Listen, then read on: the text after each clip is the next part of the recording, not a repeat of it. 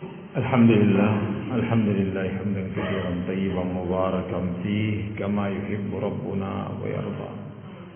وأشهد أن لا إله إلا الله وحده لا شريك له، وأشهد أن محمدا عبده ورسوله. وصلى الله على نبينا محمد وعلى آله وصحبه. أما بعد، يقول ربنا جل في علاه: أعوذ بالله من الشيطان الرجيم. وإذ يريكموهم إذ التقيتم في أعينكم قليلا ويقللكم في أعينهم ليقضي الله أمرا كان مفعولا وإلى الله ترجع الأمور.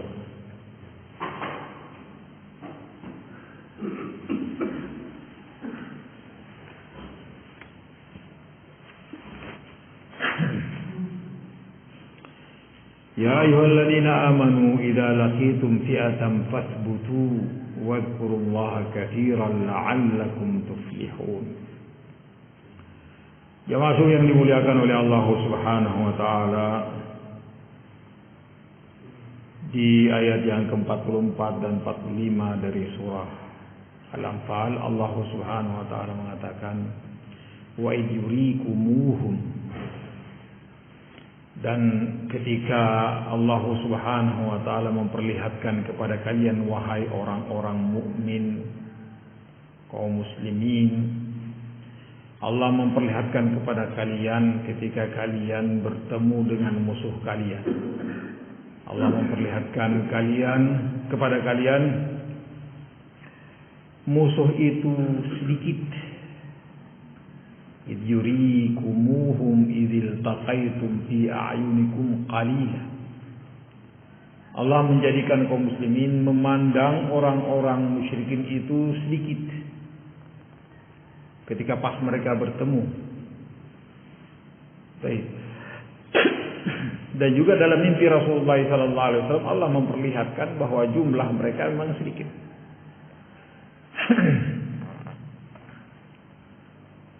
Idzal taqaitum fi a'yunikum, dalam pandangan kalian mereka jumlahnya sedikit. Sampai di antara mereka mengatakan sepertinya mereka hanya berjumlah 80 orang atau 100 orang, kurang lebih. Sangat sedikit jumlahnya, sehingga kaum muslimin sangat semangat untuk berperang dengan peralatan yang sederhana, persenjataan yang minim. Sampai mereka mengambil salah seorang di antara budak musyrikin, menanyakan berapa jumlah kalian. Budak itu mengatakan kami banyak, 1000 orang. Tapi Allah Subhanahu wa taala memperlihatkan kepada kaum muslimin, kaum mukminin, jumlah mereka sedikit supaya apa? Semangat. Barakallahu fiikum. Semangat kaum muslimin. La haula wala quwwata illa billah. Sesuatu yang Allah kehendaki. Wa yuqallilukum fi ayunihim. Demikian juga Allah Subhanahu wa taala memperlihatkan orang-orang musyrikin bahwa kalian jumlahnya juga sedikit. Baik. Cuma bedanya, barakallahu fiikum, ketika Allah memperlihatkan kaum muslimin bahwa jumlah musyrikin sedikit, kaum muslimin semakin semangat. Tapi ketika kaum musyrikin diperlihatkan oleh Allah Subhanahu wa taala tentang kaum muslimin bahwa jumlahnya sedikit, kondisinya berbeda. Mereka sebelum datang ke Badar, mereka dengan persiapan lengkap. Baik. Sehingga ketika mereka melihat kaum muslimin sedikit jumlahnya, mereka memandang enteng dan sembrono, tidak betul-betul semangat dalam artian mempersiapkan diri untuk itu, meremehkan. Barakallahu fiikum. Subhanallah. Wa yuqallilukum fi ayunihim. Kenapa Allah memperlihatkan kalian demikian juga mereka kondisi seperti itu, masing-masing melihat lawannya sedikit? Liyaqdiyallahu amran kana maf'ula, agar supaya Allah SWT betul-betul menjadikan apa yang Allah Subhanahu wa taala kehendaki sebagai satu kenyataan. Betul-betul terjadi peperangan itu. Boleh jadi ketika kalian betul berhadapan dan melihat mereka jumlahnya sungguh sangat luar biasa banyaknya, boleh jadi Anda ciut nyalinya, kendor, tidak semangat, putus asa. Tapi inilah yang Allah Subhanahu wa taala kehendaki. Subhanallah. Nah, kondisi ini barakallahu fikum liyaqdiyallahu amran kana maf'ula. Tapi kondisinya akan berbalik ketika Allah Subhanahu wa taala menurunkan pasukannya dari langit, dari kalangan malaikat. Disitulah ketika sudah berkecamuk peperangan, orang-orang musyrikin justru melihat kaum muslimin 2 kali lipat lebih banyak. Barakallahu fiik. Dengan bertambahnya pasukan, karena memang bantuan dari langit yang dilihat sebagian oleh orang musyrikin, bahwa banyak mereka. Jadi banyak kaum muslim, banyak jumlahnya karena bantuan dari Allah Subhanahu wa taala. La haula wala quwwata illa billah. Liyaqdiyallahu amran kana maf'ula. Untuk Allah Subhanahu wa taala tetapkan apa yang Allah kehendaki menjadi satu kenyataan. Bahwa memang Allah menginginkan terjadinya peperangan apapun dan bagaimanapun, dan Allah Subhanahu wa taala yang memberikan kemenangan. Dari awal-awal pembahasan kita bahwa kemenangan itu datangnya dari Allah Subhanahu wa taala. Anugerah dari Allah Subhanahu wa taala. Baik. Bukan karena banyaknya jumlah pasukan, bukan. Bukan karena hebatnya taktik perang, bukan. Bukan karena lengkapnya persenjataan, bukan. Tapi semata-mata itu adalah pemberian dari Allah Subhanahu wa taala. Baik. Karena Allah berjanji siapa yang menolong agamanya maka Allah akan menolong dia. Itu sudah menjadi satu kepastian. Baik. Masya Allah. Bukan berarti bahwa taktik tidak perlu, tetap perlu. Bukan berarti jumlah dan perlengkapan alat tempur tidak perlu, tetap perlu. Karena Allah mengatakan wa'iddu mastata'tum min quwwah. Memang harus ada persiapan untuk itu. Tapi itu bukan apa? Penentu segala-galanya. Yang menentukan adalah Allah Subhanahu wa taala. Kam min fi'atin qalilatin ghalabat fi'atan katsiratan bi'idznillah. Tengok perjuangan Rasulullah sallallahu alaihi wasallam, perjuangan sahabat Rasulullah sallallahu alaihi wasallam sepeninggal beliau. Jumlah mereka sangat minim dibanding semua pasukan-pasukan perang yang dihadapi. Minim. Tapi kenapa senantiasa Allah Subhanahu wa taala memberikan kemenangan? Ya karena mereka taat kepada Allah Subhanahu wa taala. Tidak melakukan kesyirikan, tidak melakukan kemaksiatan. Oleh karena itu, ketika mereka ditakbiah itu artinya dilakukan pengisian, dipompa semangat mereka. Mereka diperintahkan untuk bertakwa kepada Allah Subhanahu wa taala. Diperintah untuk bertakwa kepada Allah Subhanahu wa taala. Karena dengan takwa maka dari pintu-pintu kemenangan insyaallah akan terbuka untuk orang-orang yang beriman. Masya Allah. Liyaqdiyallahu amran kana maf'ula wa ila Allahi turja'ul umur, dan kepada Allah Subhanahu wa taala dikembalikan segala urusan. Urusan kemenangan, urusan kalah itu barakallahu fikum sudah menjadi ketentuan Allah Subhanahu wa taala. Kalah pun misalnya tetap Allah Subhanahu wa taala menghendaki hikmah di balik kekalahan itu. Seperti ketika Rasulullah sallallahu alaihi wasallam dan kaum muslimin kalah dalam perang Uhud. Kalah dalam perang Uhud. Tapi Allah Subhanahu wa taala menginginkan sesuatu di balik kekalahan itu yang lebih besar dan lebih berarti daripada seandainya mereka menang. Sahih. Pelajaran maknawi yang didapatkan oleh para sahabat ridwanullahi alaihim ajmain, bahwa kemenangan itu terletak pada ketaatan kepada Allah dan Rasulnya. Disitulah letak barakallahu fikum, letak pelajaran dan disitulah kemenangan yang sesungguhnya. Baik, di perang Uhud, ketika sebagian orang tidak taat kepada Rasulullah SAW, yang imbasnya kekalahan untuk semua. La haula wa quwwata illa billah. Wa ilallahi turja'ul umur.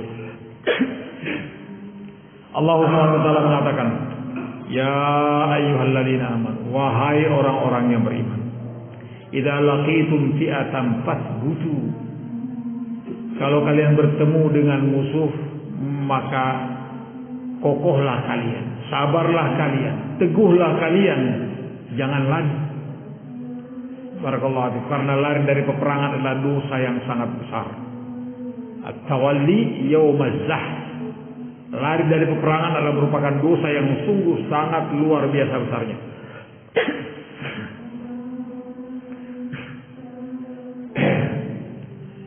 Suatu ketika Rasulullah SAW ketika mengomando perang, beliau memberi semangat kepada para sahabatnya.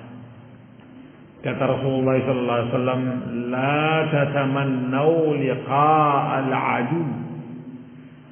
Wahai sekalian kaum muslimin, jangan pernah kalian berangan-angan bertemu musuh. Baik. Wasallallahu al-afiyah. Dan mintalah keselamatan kepada Allah Subhanahu wa taala. Kalian akan berperang. Minta keselamatan, afiyah. Baik.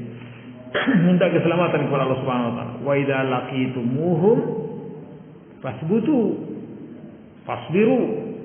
Tapi kalau kalian telah bertemu dengan musuh, maka jangan lari. Awalnya jangan petantang petenteng, sok nantang-nantang, sok indah, jangan. Barakallahu fiikum. Jangan mencari-cari apa? Atau jangan berangan-angan bertemu dengan musuh. Mintalah keselamatan kepada Allah Subhanahu wa taala. Tapi kalau kalian bertemu jangan lari. Kokohlah kalian, sabarlah kalian, tegarlah kalian. Wa'lamu annal jannata tahta dhilalis suyuf. Dan ketahuilah oleh kalian bahwa surga itu di bawah naungan pedang. Yakni kalian dengan mengangkat pedang jihad fisabilillah, taib kalian akan masuk ke dalam surga Allah Subhanahu wa taala. Ya ayyuhalladzina amanu idza laqitum fi'atan fasbutu. Wahai orang-orang yang beriman, kalau kalian bertemu dengan musuh, maka jangan lari. Tetaplah kalian, sabarlah kalian. Baik, yang bisa membantu kalian sabar adalah zikrullah. Kata Allah SWT, wadhkurullaha katsira.